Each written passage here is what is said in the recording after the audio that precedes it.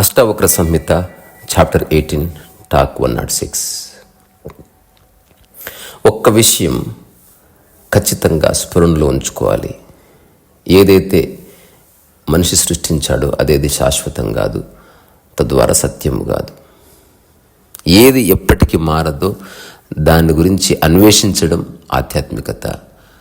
అది బయట దొరకదని తెలుసుకోవడం ఒక రియలైజేషను. అది నీవే అది అని తెలుసుకోవడంతో యాత్ర ముగుస్తుంది. కానీ ఇది లాజికల్గా కంక్లూషన్కి వచ్చే విషయం కాదు. జస్ట్ అహం బ్రహ్మాస్మి అనుకున్నంత మాత్రాన అహం బ్రహ్మాస్మి అయిపో. నిజమైన అన్వేషణ తర్వాతనే ఆ స్టెబిలిటీ వస్తుంది. నిజంగా అనుభవం అయిందా లేదా ఎట్లా తెలుసుకోవచ్చు? చాలా చిన్న మాట, పక్షపాతరహితం. నీలో డిస్క్రిపెన్సీస్ పోయాయి, డిస్క్రిమినేషన్ పోయింది, భేదభావం పోయింది, నా పోయింది. ఇంతకుమించి వేరే ప్రమాణం అక్కర్లేదు. నేను ఇప్పటికే చాలాసార్లు చెప్పున్నాను, ఇన్ని ధ్యానాలు చేసినా నీలో భేదభావాలు ఉన్నాయా? నీ ధ్యానాలన్నీ వృథా. సరే, అట్లా చేసి నువ్వు ఫేమస్ కావచ్చు, 1,000,000 మంది నీకు ఫాలోవర్స్ ఉండొచ్చు, but still you did not understand anything of spirituality. అంటే నీకు ఏమి తెలియలే. ఫేమస్ కావడం ప్రమాణం కాదు. సో అష్టవక్రుడు మొట్టమొదటిసారి ప్రపంచం గురించి మాట్లాడుతున్నాడు ఈ సూత్రంలో. అందుకని ఈ సూత్రాన్ని కాస్త అర్థం చేసుకునే ప్రయత్నం చేద్దాం. భ్రమభూతమిదం సర్వం కించిన్నాస్తి నిశ్చయీ అలక్ష్య స్ఫురణం శుద్ధ స్వభావే నైవ శ్యామతి. ఎంత బాగుంది పాడుకుంటుంటే. భ్రమభూతమిదం సర్వం కించిన్నాత్ ఇతి నిశ్చయి. ఈ సర్వ ప్రపంచం కించిత్ కూడా సత్యం కాదు అని గుర్తించద్దు. ఇంతే, అదే మనశ్శాంతి అంటే. వాడుకోవద్దని చెప్పట్లే. చాలామంది తప్పుగా అర్థం చేసుకుని వదిలిపోయిన వాళ్ళు ఉన్నారు. ఈ విషయాన్ని చాలాసార్లు చెప్పుకున్నాం, ఎన్నిసార్లునే చెప్పుకుందాం.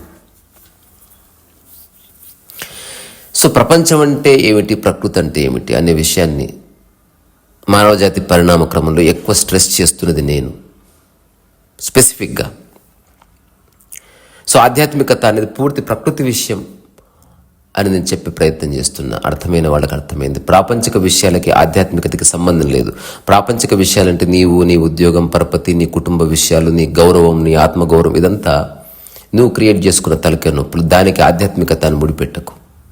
నీ కుటుంబ సమస్యలకి ఎలా క్లియర్ చేసుకోవాలో తెలియక నీ ఈగోకు ఒక ద్వారం దొరకనప్పుడు నువ్వు ఆధ్యాత్మికతని ఆశ్రయిస్తున్నావు, ధ్యానాన్ని ఆశ్రయిస్తున్నావు. ఇదంతా అబద్ధం.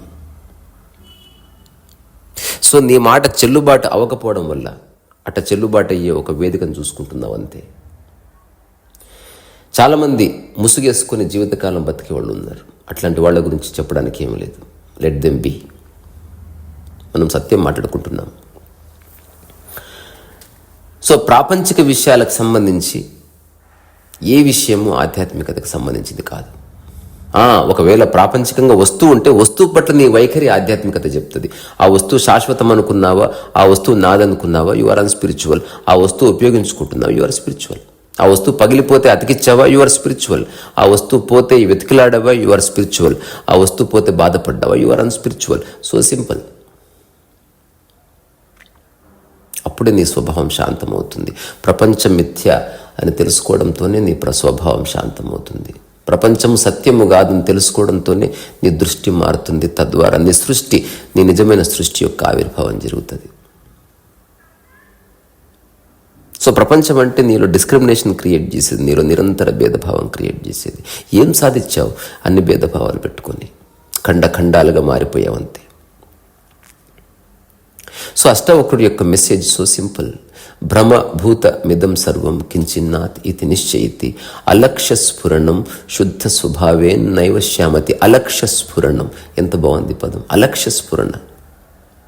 బంగారం పోయినా లక్ష్య పెట్టలేదు, చేతిలో ఉన్న కమండలం కింద పడ్డ లక్ష్యం. రెండింటినీ వెతికాడు, రెండింటినీ ఉంచుకున్నాడు, ఉపయోగించుకున్నాడు. వ్యామోహం లేదు. లక్ష్యం అంటే ఏమిటి చెప్పండి? అంటే నువ్వు సాధించే ఆ స్థితి పట్ల వ్యామోహం కాదా? ప్రపంచంలో ఈ పదాలకు చాలా విలువ ఉంది. ఆధ్యాత్మికతలో ఈ పదాలకి ఏ విలువ లేదు. తుచ్చమైన క్షుద్రమైన పదాలవి. Ambition, dedication, will power, confidence, ఇవంతా ఆధ్యాత్మిక పరంగా క్షుద్రమైనవి. ప్రపంచంలో చాలా మహిమాన్వితమైనవి. తెలియకుండా వాడుతుంటారు. I have so much confidence. Why can't you say that you have so much doubt? ఎంత సంశయం ఉంటే అంత కాన్ఫిడెన్స్ ఉంది, ఎందుకు గుర్తిస్తలేవు? డెడికేషన్, ద్వైతం లేకుండా డెడికేషన్ ఎక్కడుంది? ఈ భూమి మీద వేరే వాడెవడు లేకపోతే ఎవడికి డెడికేషన్ ఇస్తావు? నీకు నువ్వు డెడికేషన్ ఇచ్చుకుంటావా? ఎప్పుడైనా నీకు షేక్ హ్యాండ్ ఇచ్చుకున్నావా? నీ భుజం నువ్వే తట్టుకున్నావా? శభాష, నీ జబ్బలు నువ్వే చర్చుకున్నావా? నో. సో మొదట ప్రపంచాన్ని అర్థం చేసుకుని ప్రయత్నం చేయాలి. ఏది ప్రపంచం అంటే ఏది ఎలా ఉందో అట్లా చూడకపోవడం ప్రపంచం. కానీ ఏది ఎలా ఉందో అట్లా ఎందుకు కనిపించడం లేదు? ఎందుకంటే ఉన్నదాని పట్ల మనలో ఒక ధారణ ఉంది, ఒక ఆలోచన ఉంది కాబట్టి. ఎగ్జాంపుల్, ఎక్కడో చదివావు, ఈ జాతివాడు మంచివాడు కాదు అని పేపర్లో ఉంది. అలాంటి వాడు రాగానే కథం, నీ ఆలోచన నీ దృష్టిని కరప్ట్ చేస్తుంది. అవునా కాదా? ప్రసాదం ఎవరో ఇస్తున్నారు, స్నానం చేయకుండా తీసుకుంటే తప్పు, ఆలోచన కరప్ట్ చేసింది. అవునా కాదా? ప్రసాదాన్ని తీసుకునేది ఎవరు? తినేది ఎవరు? అరిగించుకునేది ఎవరు? మనసుకి ఏం సంబంధం? సో నేను ప్రసాదం స్నానం చేయకుండా తినమని చెప్తలేను.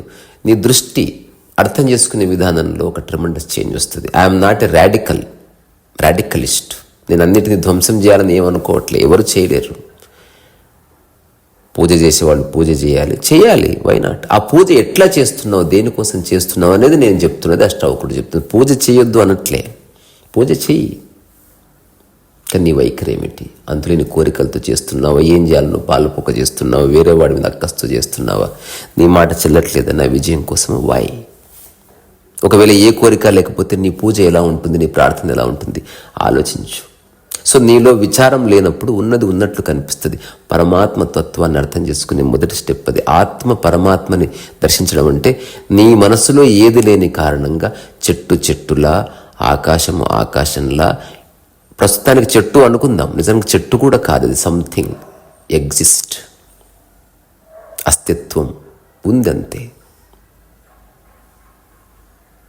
సో ప్రపంచం అంటే భవిష్యత్తులో ఏదో జరగబోతుందని వర్తమానాన్ని నాశనం చేసుకునే ఒక ఆర్ట్. నీ అవసరం కోసం ప్రపంచం ఉంది, నీ ఆనందం కోసం కాదని తెలుసుకో. Realisation, true art. సో అందుకే అష్టావకుడు చెప్తున్నాడు, ఏదైతే ఈ ప్రపంచం ఉందో అదంతా సత్యం కాదని తెలుసుకో. బ్రహ్మభూతమిదం సర్వం కించిన్న స్థితి నిశ్చయ బాధకతం. అయితే నీ స్వస్వరూపానుభవం కలిగినంత వరకు, నీవెవరో నీకు నిజంగా తెలిసే వరకు నువ్వు మిగతా రకరకాల విషయాన్ని పట్టుకుంటూనే ఉంటావు. ఏదో ఒకటి పట్టుకుంటావు. విన్నారు కదా ఒక వ్యక్తి కథ. మొదట సంసారాన్ని పట్టుకున్నాడు, తర్వాత కమండలాన్ని పట్టుకున్నాడు. రెండింటినీ గట్టిగానే పట్టుకున్నాడు, అందుకే బాధపడుతున్నాడు.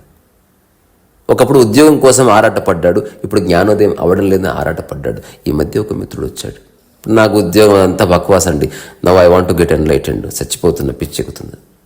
విషయం పదాలు మారదు, మనసు మారలేదే. గట్టిగా చెంబును పట్టుకుంటే ఏమి, పదవిని పట్టుకుంటే ఏమి, వ్యక్తిని పట్టుకుంటే ఏమి? పట్టుకుంటున్నావు చూడు. అష్టవక్రుడు యొక్క దృష్టి దాని మీద. ఇది ఒక గొప్ప రిఫార్మేషన్ తీసుకొస్తుంది మీ జీవితంలో, మన జీవితంలో, నా జీవితంలో. నేను దేన్ని పట్టుకోవడం లేదు, చెప్తున్నాను క్లియర్గా. చివరికి నా దగ్గరికి వచ్చిపోయే వాళ్ళతో సహా ఎవరిని పట్టుకోవడం లేదు. వచ్చిపోయేవాళ్ళు అంతే. ఎవరిని రిటైన్ చేయను, బంధించాను. జీవితకాలానికి ఎన్నో సాదాసీదా జీవితం చాలా బాగుంది. ఎక్కడైనా తినొచ్చు, రోడ్డు మీద పడుకోవచ్చు. చెప్పాను కదా, నేను కుక్కని చాలా ఇష్టపడతాను.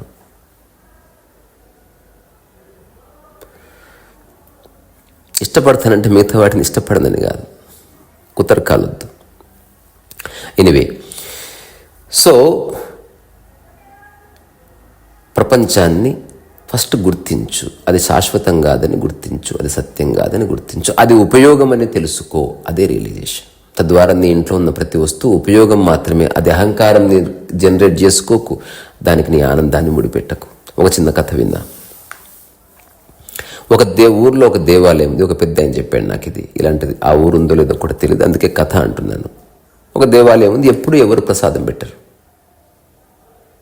అక్కడ రాసి ఉంటుంది అనమాట, ఎవరిలో అయితే వ్యామోహం లేదు, ఎవరిలో అయితే ఆశ లేదు, ఎవరిలో అయితే పరచింతన ఉందో అట్లాంటి వాళ్ళు ప్రసాదం పెట్టడానికి వీల్లేదు, ఇవేవి లేని వాళ్ళు ప్రసాదం పెట్టాలి అని. సో ఆ దేవాలయంలో ఎప్పుడు ప్రసాదం పెట్టబడలేదు. Everyone is waiting.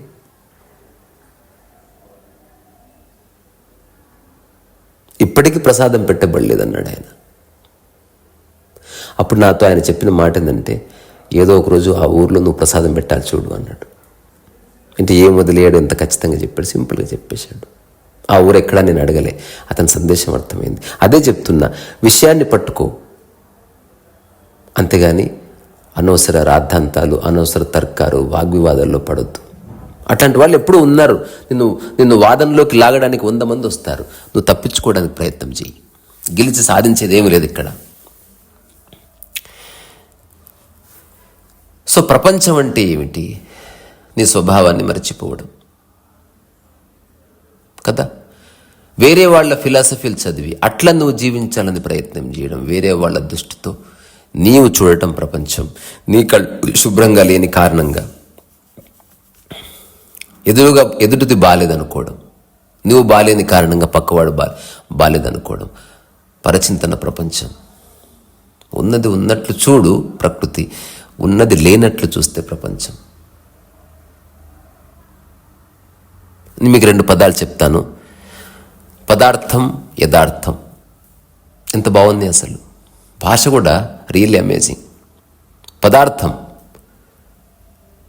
అంటే ఏది లేదో దాన్ని చూడడం, అది పదార్థం అంటే. యథార్థం అంటే ఉన్నది ఉన్నట్టు చూడడం. ఇప్పుడు నీ ఎదురుగా ఒక మొబైల్ ఉంది. మొబైల్ అన్నది పదార్థం, తినేది ఒక పదార్థం. అది నిజానికి అలా లేదు. అలా ఉందని నువ్వు అనుకుంటున్నావు.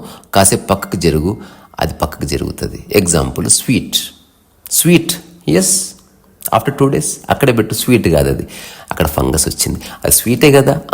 పదార్థం మారుతుంది, యథార్థం మారదు. ఆ తర్వాత ఇంకొక పదం కూడా ఉంది, కుదార్థం. సో పదార్థాన్ని అర్థం చేసుకో, యథార్థాన్ని చూడు, తద్వారా నీలో కుదార్థం వస్తుంది. అంటే నువ్వు ప్రశాంతంగా ఉంటావు. ఇంకొక చిన్న మాట చెప్పి నెక్స్ట్ సూత్రానికి వెళుతా. ఎందుకంటే అష్టావక్రుడు మాటికి చెప్తుంది, నిజ స్వభావ సిద్ధమైంది మాత్రమే శాంతంని క్రియేట్ చేస్తుంది. నీవు ప్రయత్నం వల్ల, అతి ప్రయత్నం వల్ల, అతి సాధన వల్ల ఏదైతే నువ్వు సాధ్యం చేసుకుంటావో ఆ సాధ్యం చేసిన ఈగో అట్లాగే ఉండిపోతుందని మాటికి చెప్తుంది. నేను కూడా చెప్తున్నాను. నమ్మడం నమ్మకపోవడం మీ యొక్క వైఖరి మీద ఆధారపడుతుంది. ఇక్కడ ఎవ్వరు నమ్మించే ప్రయత్నం చేయడం లేదు.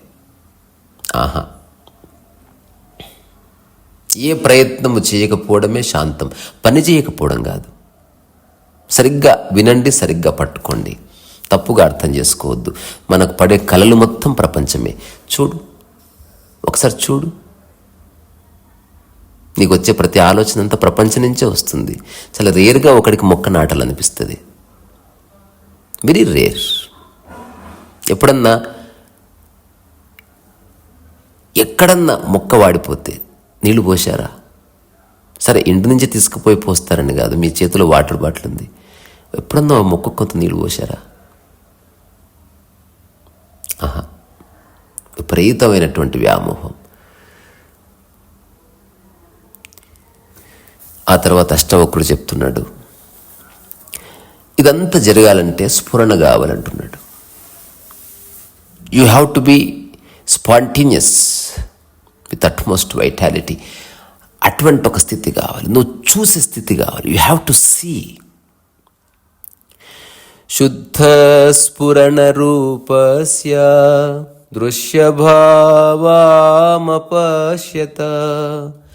క్వా విధి క్వ చ వైరాగ్యం క్వా త్యాగః శమోపి వా. దృశ్యభావాన్ని చూడని శుద్ధ స్మరణ విధి ఎక్కడిది దానికి? తద్వారా ఏది ఏమిటో చూసిన తర్వాత, ఇది అసత్యం అని తెలుసుకున్న తర్వాత ఇక త్యాగం ఎక్కడిది, శమం ఎక్కడిది, అంటే బాధ ఎక్కడిది?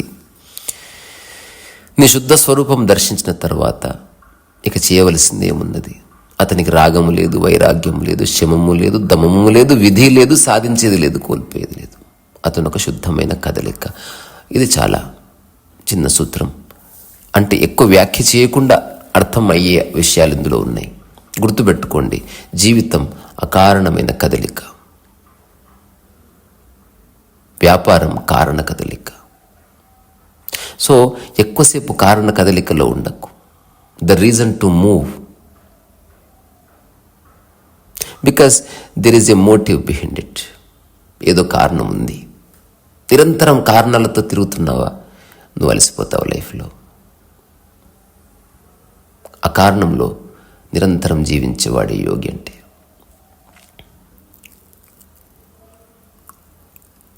సో మనిషి తన స్వభావాన్ని మర్చిపోయాడు. స్వభావం అంటే ఎఫర్ట్లెస్గా నీవు ఉన్న స్థితి. ఒకరి స్వభావాన్ని ఇంకొకడు ఇమిటేట్ చేయాలంటే కష్టమైపోతుంది. నువ్వు స్వభావంలో రమించినప్పుడు ఈ ఆత్మజ్ఞానానికి సంబంధించిన రకరకాల రసాలు నీలో ఊరుతాయి. ఆనందరసం ఊరుతుంది, శాంతరసము, అన్నీ వస్తాయి. శాంతం కోసం ప్రయత్నంగా స్వభావంలో అట్లా ఉండిపో, ఎట్లా కూర్చోవాలనిపించింది అట్లా కూర్చో, అదే సుఖమని తెలుస్తుంది. సుఖాసనం, ప్రయత్నం వల్ల సుఖాసనం ఎట్లా ఇస్తావు? సుఖంగా నిద్రించడం, ఇలాగే పడుకుంటాను అని అనుకొని పడుకో. ప్రకృతి నిన్ను వంగబెడుతుంది, రకరకాల పల్టీ లేపిస్తుంది. నిద్ర లోపల నీతో రకరకాల భంగిమ, మెలకువలు అట్లాంటి భంగిమలే చూద్దాం. ఈగో అడ్డొస్తుంది కదా, ఎవరు చూడట్లేదు కాబట్టి నువ్వు అట్లా ఉంటున్నావు అక్కడ. ఇప్పుడు హాస్పిటల్లో ఒక పేషెంట్ పడుకొని ఉన్నాడు, చాలా సెలబ్రిటీ, ముక్కులో పైపులు అవన్నీ పెట్టున్నారు. అతనికి ఇష్టం ఉంటుంది అలా కనబడ్డం, కానీ తీసే శక్తి లేదు అతనికి. అట్లా నాకు ఒక మిత్రుడు చెప్పాడు, సెలబ్రిటీ మిత్రుడే. తను హాస్పిటలైజ్ అన్నప్పుడు జనాలు వస్తుంటే, అసలు ఎందుకు వస్తున్నారా బాబు, నా అందమైన ఫేస్ కదా, ఇప్పుడు తెల్లగడ్డం వచ్చేసింది, కానీ ఓపికనే లేదు. ఎవడొస్తే ఏమి, ఎవడు పోతే ఏమి, అంతకంటే దారుణంగా ఉంటుంది పరిస్థితి. సో స్వభావం. వచ్చిన ఇన్సిడెంట్ జరిగింది. నేను నా స్టూడియోలో కింద కూర్చుని వైలిన్ వాయిస్తున్నా. ఆ వైలిన్ ఏమిటంటే లాల్గుడి జయరామన్ వాయించిన ద్విజావంతి రాగంలో అఖిలాండేశ్వరి రక్షమా శ్రీ, ఇది కొంచెం వాయించిన తర్వాత అక్కడ ఇంకొక మిత్రుడు ఉన్నాడు, మధ్యలో వచ్చాడు అతను. ఇంకొక మిత్రుడు ఉన్నాడు ఆల్రెడీ, సన్నీ అని. కళ్ళలో నీళ్ళు వచ్చేసి తుడుచుకుంటున్నాడు. నేను జస్ట్ వాయిస్తా. అతను నా స్వభావంలో నేనున్నాను, అతని స్వభావంలో అతను ఉన్నాడు. అంతలో ఒక అతను వచ్చాడు, హఠాత్తుగా అడిగాడు, ఏం చేసావు సన్నీ? ఏడుస్తాడు. జస్ట్ వైలిన్ వాయించాను. వైలిన్ వాయిస్తే వాడు ఏడుస్తాడా? అప్పుడు Sunny, I don't know man, I did not cry, tears roll down అన్నాడు. నేను ఏడవలేదు, కన్నీళ్ళు అట్లా వచ్చాయి అన్నాడు. ప్రయత్నం వల్ల వచ్చినవి కాదు. ఇది వాయించు అన్నాడు. ఏముంది అందులో, బోడి వైలిన్ ఏదో కుయ్యాను. స్వభావం. ఒకవేళ ఎవరన్నా ధ్యానపూర్వకంగా ఆలోచించాలనుకుంటే ఇది మంచి subject. Look into this world.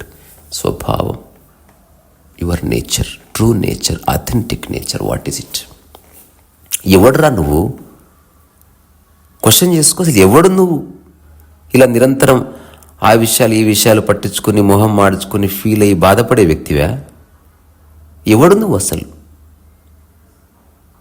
ఏం కావాలి నీకు అసలు? అడుగు ఒకసారి.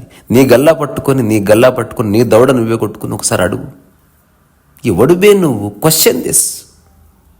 దీన్ని రమణ మహర్షి అందంగా చెప్పాడు, నీవెవరో కనుక్కొని. నేను కొంచెం హార్ష్గా చెప్తుంది, ఎవడరా నువ్వు అసలు? Who the hell are you man?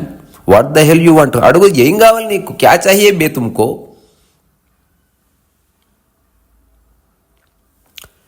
అష్టావక్రు యొక్క సారమంతా ఒక్కటే పదం, అకారణ కదలిక, నిమిత్త మాత్రత. సో నువ్వు అనుకుంటున్నావు ఏదో చేస్తున్నానని, అక్కడ కర్తభావన వస్తుంది. కానీ ఒక్కసారి చూడు, అదంతా చేయాలంటే సూర్యోదయం కావాలి. నువ్వేమైనా చేస్తున్నావా? It is just happening. నువ్వు భక్తిలో ఉంటే ఆ పరమాత్మని సూర్యుని నడిపిస్తాడు అందుకు. ఏదేమైనా సూర్యుడు కనిపిస్తున్నది సూర్యుడే, కనిపించిన దాంతో మనకు పనిలే. ఉంటే ఉండని, ఏదో అదృశ్యహస్తం నడిపించుకొని అట్లాంటి మనోభావాలను దెబ్బతీసే ఉద్దేశం నాకు లేదు. నమ్మేవాడు నమ్మని, అది ప్రశాంతతనిస్తుంది. విషయం అదే. ఒకడు బయట విషయానికి అట్రిబ్యూట్ చేస్తున్నాడు, ఒకడు తన మీద వేసుకుంటున్నాడు. ఒకడు ప్రకృతికి వదిలేస్తున్నాడు. తన మీద వేసుకుంటే అహంకారం, ప్రకృతికి వదిలేస్తే అష్టావక్ర. బయట ఇంకొక గొప్ప తత్వానికి ఆపాదిస్తే అది పరమాత్మ తత్వం, సాంప్రదాయం. అయితే అన్నీ ఒకటే, కుచ్ ఫరక్నే పడతా. సాయిబాబా దేవాలయం నుంచి ప్రసాదం తెచ్చావు, వెంకటేశ్వర స్వామి దేవాలయం నుంచి ప్రసాదం తెచ్చావు, అమ్మవారి దేవాలయం నుంచి ప్రసాదం తెచ్చావు, ఇంట్లో వరలక్ష్మత నుంచి ప్రసాదం తెచ్చావు. ప్రసాదం ఒక్కటే కదా. ప్రసాదాన్ని పట్టుకో. అందుకే అష్టావక్రుడు మాటి మాటికి చెప్తాడు, ఇది జ్ఞానం, ముక్తి, మోక్షం ప్రసాద రూపంగా ఆవిర్భవించవలసిందే, ప్రయత్నం చేయొద్దంటాడు. ప్రసాదం అంటేనే అది అప్రయత్నత. ప్రసాదంగా తీసుకుంటున్నావు అదేనంటే తర్కాన్ని వదిలి తింటున్నావని. చూడు ఎంత బాగుంది ఇది.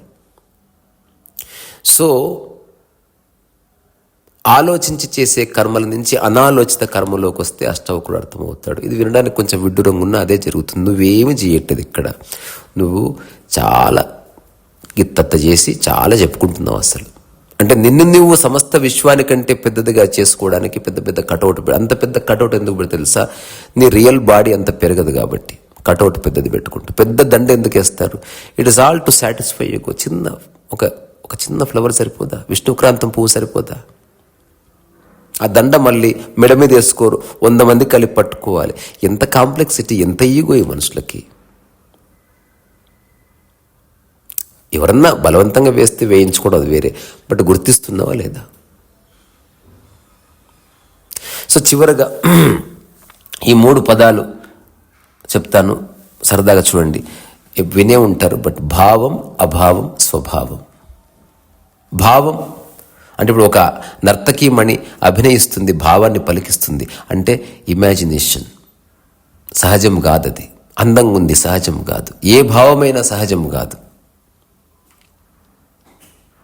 అభావం అంటే ఏ ఎక్స్ప్రెషన్ లేకుండా ఒక డెడ్ బాడీ మరణించేవాడు డ్యాన్స్ చేస్తున్న ఎక్స్ప్రెషన్ లేదు, లోపల స్పందిస్తున్నాడు కానీ ముఖం స్పందించట్లేదు, సింక్ పోయింది.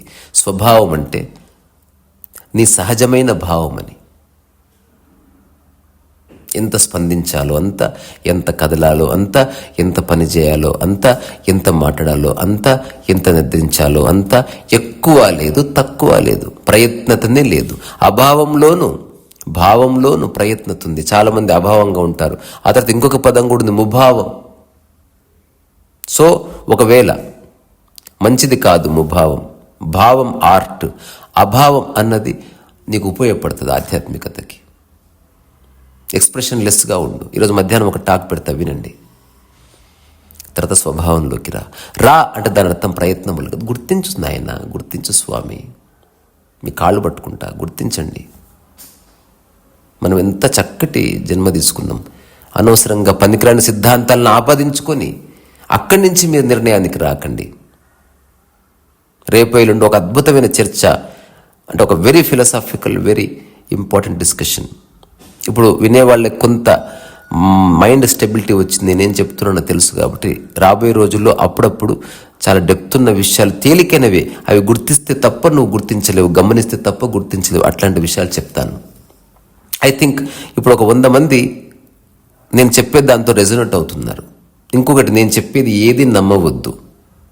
మీరు నేను చెప్పింది నమ్మితే నన్ను మోసం చేసినట్టు, మిమ్మల్ని మీరు మోసం చేసుకున్నట్టు. నేను చెప్పింది ఆచరించి అక్కడి నుంచి మీ అనుభవాన్ని మీరు జీవించాలి. తద్వారా నమ్మకమే అక్కర్లేదు. సో మీ సహజ స్వభావంలోకి రావాలి.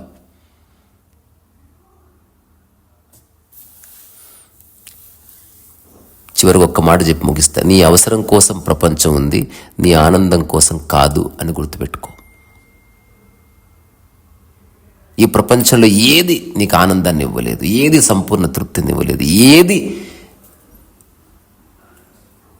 నీకు అమూల్యమైనవి అంది ఇవ్వవు అని తెలుసుకో. Realisation begins. రీసారా సో వైసా, ఇక్కడి నుంచి మీ అందరి యొక్క ఓపికకి, మీ అద్భుతమైనటువంటి ఏమంటారు అన్ని విషయాలకి, మీరు ఎట్లా ఉన్నారో అట్లా అంగీకరించి, నా స్వభావానికి ఏది ఎట్లా ఉంటే అట్లా అంగీకరిస్తారన్న మీ స్వభావానికి, రకరకాల విషయాలకి, అకారణ కారణ సకారణ విషయాలకు అన్నిటికీ, మీలో ఉన్న స్వభావాలు, అభావాలు, ముభావాలు అన్నిటికీ మీలో ఉన్న ప్రపంచానికి, ప్రకృతికి అన్నిటికీ శిరస్సు వచ్చి నమస్కారం చేస్తున్నాను. ఎందుకంటే అవన్నీ ఉంటేనే రియలైజేషన్ ఉంది, చీకటి ఉంటేనే కాంతి ఉంది. సరస్వతి.